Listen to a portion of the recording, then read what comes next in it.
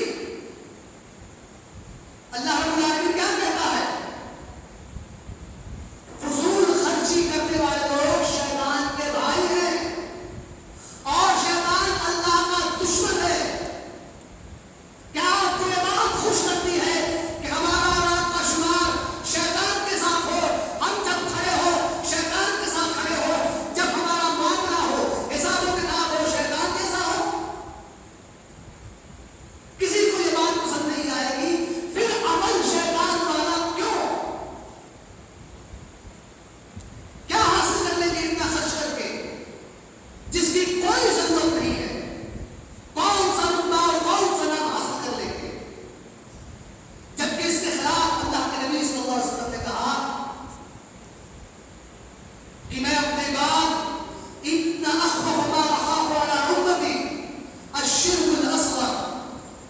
قالوا ما هي یا رسول اللہ؟ قال الریا. اللہ کے نبی نے کہا میں اپنے بعد اپنی امت پر سب سے زیادہ جس بات سے خوف زدہ ہوں، جس بات کا مجھے سب سے زیادہ ڈر ہے وہ یہ ہے کہ وہ لوگ شرک اصغر میں داخل ہو جائیں گے. صحابہ نے پوچھا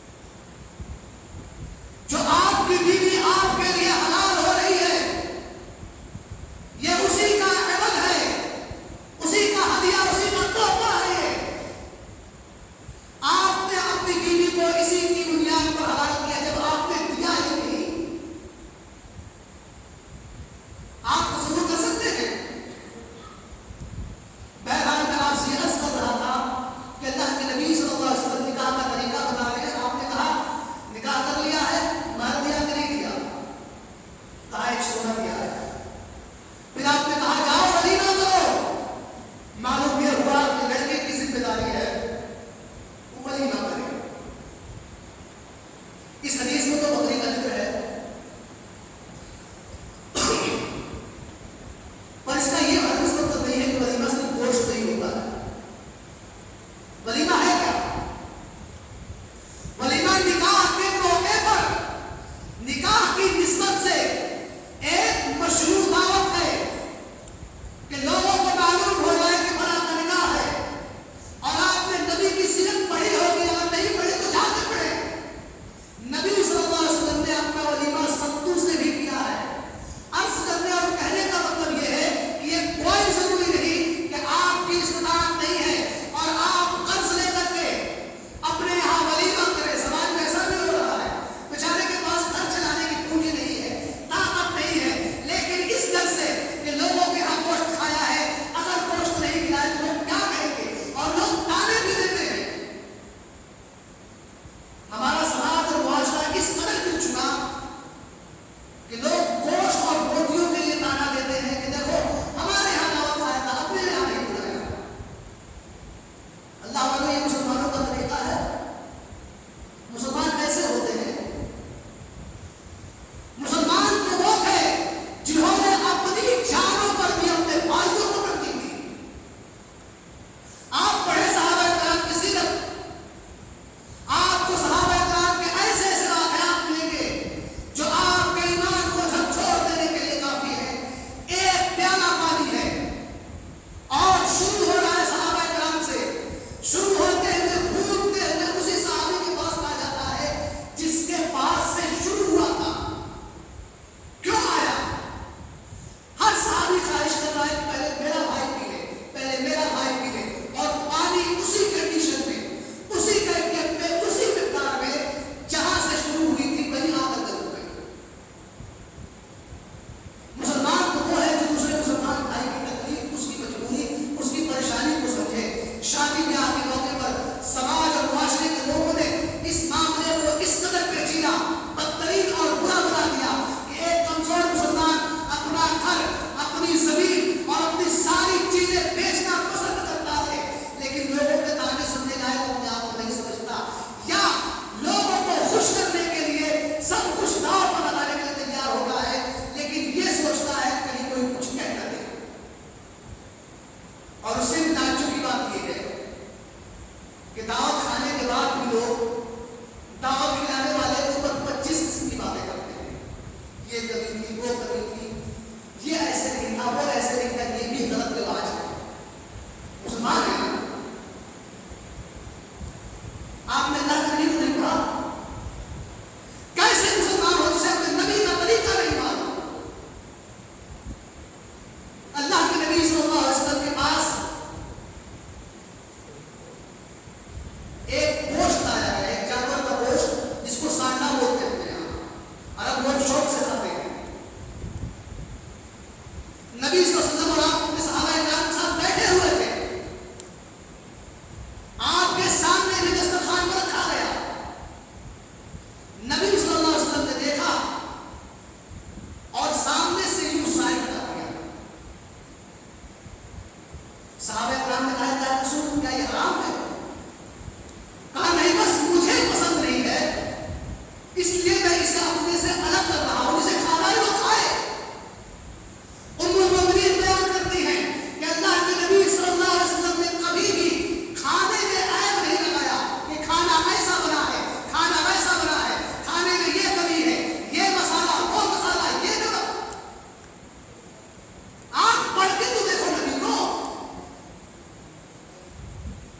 عائشہ کہتی ہے کہ نبی نے کبھی بھی پوری زندگی کھانے میں عیب نہیں لگایا. مسلمان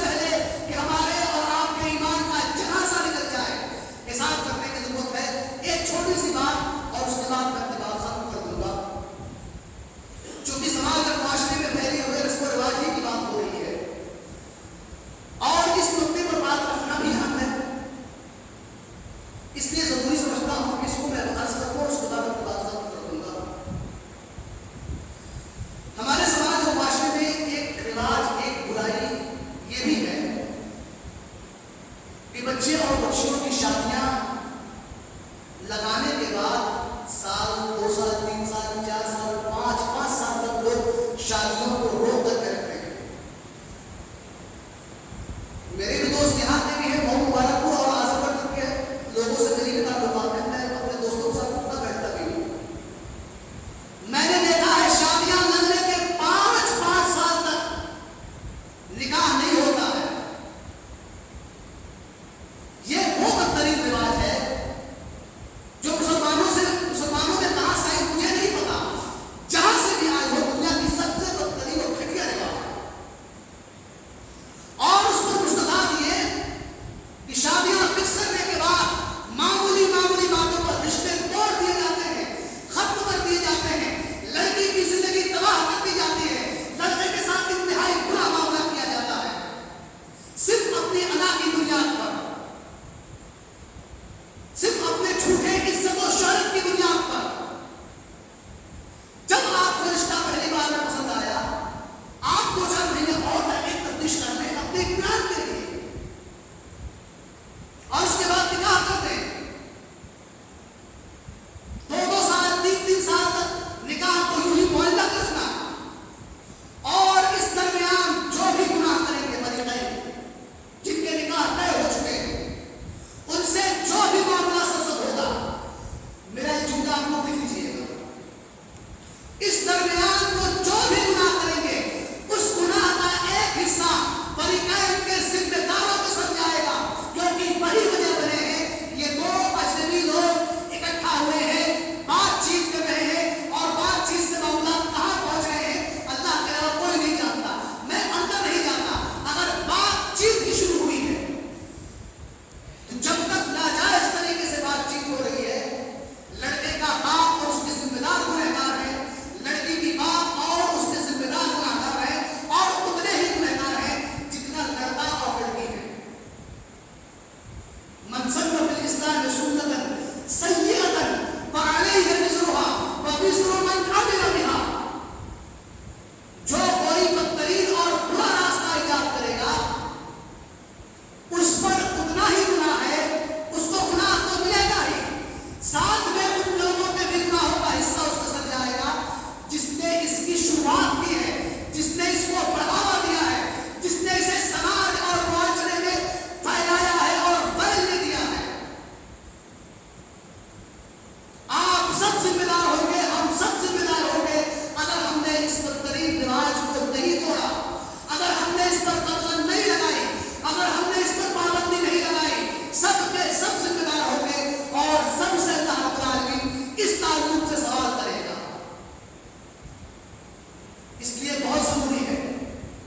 میں اس بات سے انکار نہیں کر رہا کہ آپ تحقیق تفتیش نہ کریں. آپ کا حق ہے، فریقین کا حق ہے، وہ بہتر رشتہ دیکھے، بہتر لڑکا یا لڑکی دیکھے. پر اس چکر میں جو مفاسد سماج اور معاشرے کے اندر دیکھنے کو ملے ہیں، اس مختصر سے لفظ میں اس کو بتانا بہت ہی مشکل ہے.